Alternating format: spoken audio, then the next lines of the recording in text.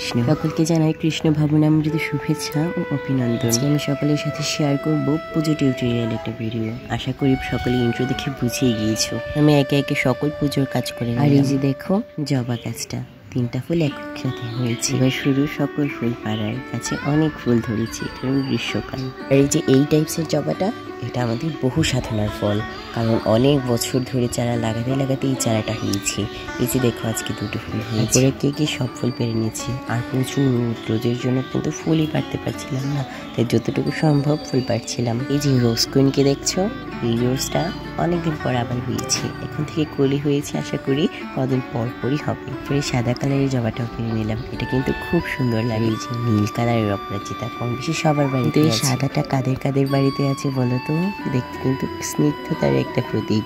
আমার বাড়িতে সাদার পাশাপাশি কিন্তু পার্পল কালারটাও আছে। চন্দন কালারের জবাটাও পেরে নিলাম, তারপর তুলসীটাও পেরে নিলাম। এটার কোনো ভিডিও এবার হয়েছে পারিজার পালা। পুজো সবার আগে সবচেয়ে ইম্পর্টেন্ট বিষয় হচ্ছে আচমন। আমরা কিভাবে আচমন করব? আমি আচমন পাত্রে নর্মাল জল নিয়ে নেব, এরপর ডান হাতে একটু জল নিয়ে ওম কেশবায় নমঃ বলে চুমু খেয়ে জলটাকে পান করব। তারপর হাত ধুয়ে আবার ওম নারায়ণায় নমঃ বলে চুমু খেয়ে পান করব। আবার ওম মাধবায় নমঃ বলেও জলটাকে চুমু খেয়ে পান করে হাতটা ধুয়ে নেব। আর নাচের এই মুদ্রাটাকে দিয়ে আচমন পাত্রে আঙুলটাকে চুবিয়ে স্ক্রিনে দেখিয়ে দিচ্ছি এই মন্ত্রটা পাঠ করব।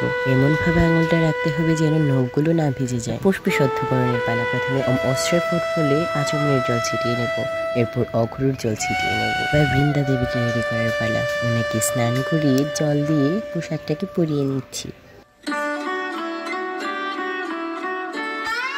এবার বৃন্দা দেবীকে ফুল দিয়ে দেবো, তবে একটা বাধা আছে। বৃন্দা দেবীকে এবং বিদ্যা দেবী অর্থাৎ সরস্বতী দেবীকে কখনোই লাল ফুল অর্পণ করতে নেই, সাদা ফুল অর্পণ করলে সবচেয়ে ভালো। এবার চন্দন ঘষার পালা।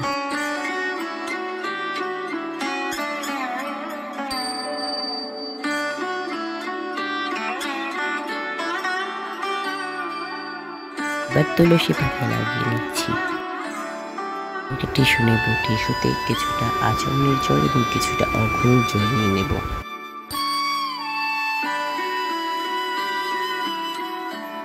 এবারে একে সকলকে মুছে নেব।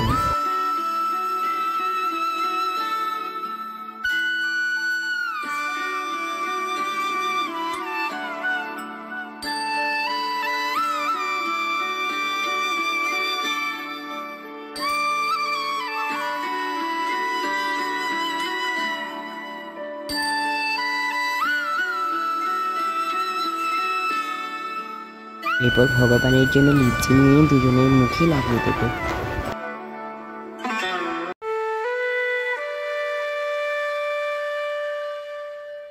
সকলকে গহনা পরিয়ে নিচ্ছি।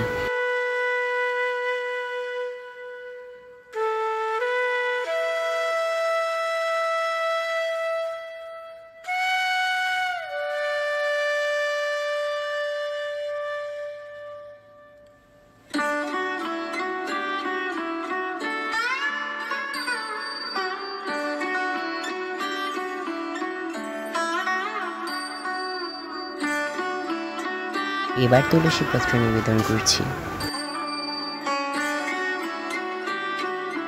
সকলকে একে একে ফুল দিয়ে নিচ্ছি।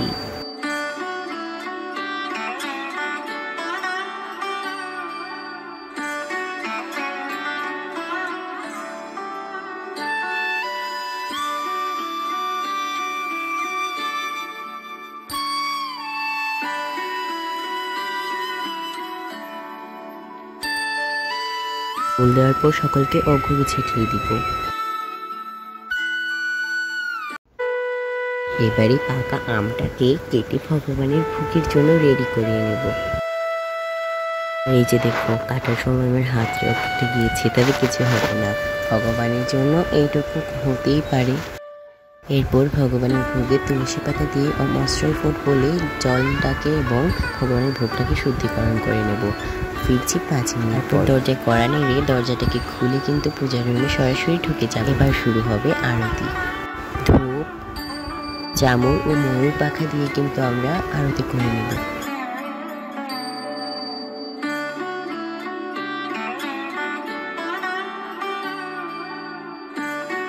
আরতি শেষ। এই যে ভগবানের দিব্য দর্শন, সকলে প্রণাম করবে।